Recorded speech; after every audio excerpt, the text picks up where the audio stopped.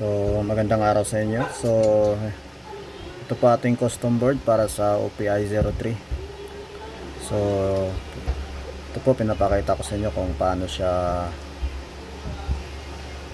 i-connect, i-assemble at kung ano ang mga function niya. So yan po. So meron tayo po dito nakalagay na mga terminal block po para sa mga connection natin. So nakalagay po dyan is para po sa 12 volts ng LED frame. Meron na rin nakaabang po, meron na rin dito para sa coin slot, so hindi na po kayo magkakamali dyan. So meron din itong diode para sa pin protection po natin. So ito po ay naka accurate po sa supply, hindi po tayo naka direct sa pin. So pangit po kasi yun pag naka direct sa pin, mabilis po or malaki ang chance na masira agad po ang ating mga board. So itong ating mga board po ay ginawa niyang Orange Pi na may tamang supply po. So ito po kung nakaano nyo naman. So ito po para gumana po ito. So lalagyan po natin siya ng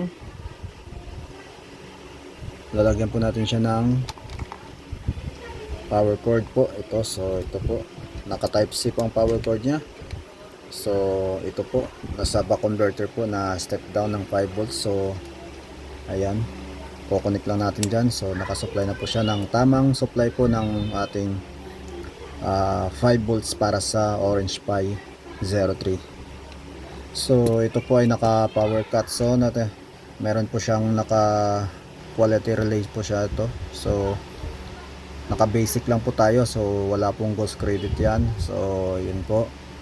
So naka 12 volts ang supply natin dito.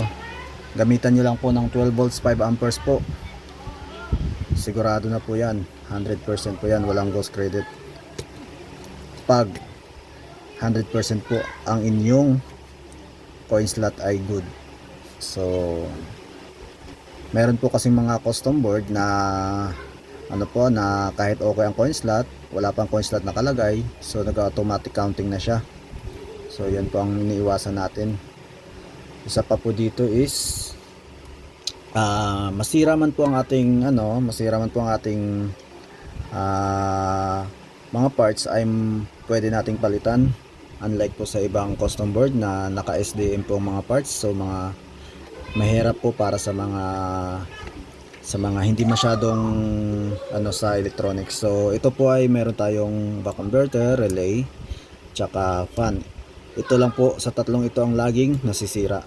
So ang fan pwede nyo palitan kung gusto nyo. Kung masira man ito, okay lang kung may heatsink po ang inyong mga board. So pag walang power pong napoproduce ang ating custom board, so wala pong ilaw yung back converter, palitan nyo lang po ang back converter nya. I-desolder nyo lang po, tanggal, palit. Yun, pag walang power cut, tanggal lang po ang relay, palit. Desolder nyo lang po dito yan.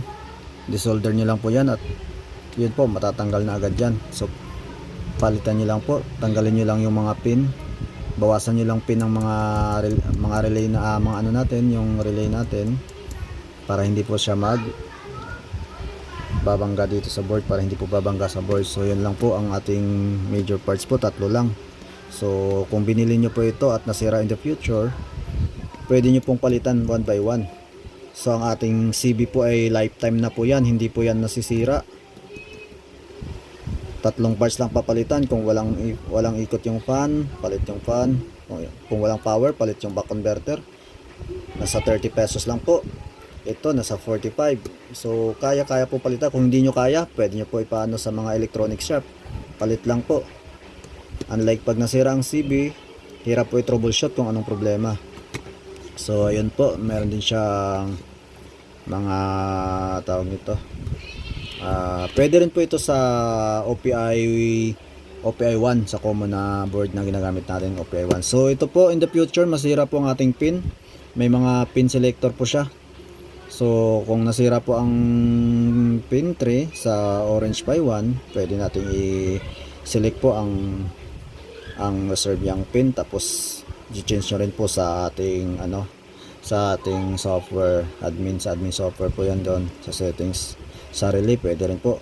Meron din po nangyayaring ganyan in the future, nasisira po ang ating mga pin sa tagal po. nababasted po din po yan, kaya meron na po tayong pin changing selector po yon.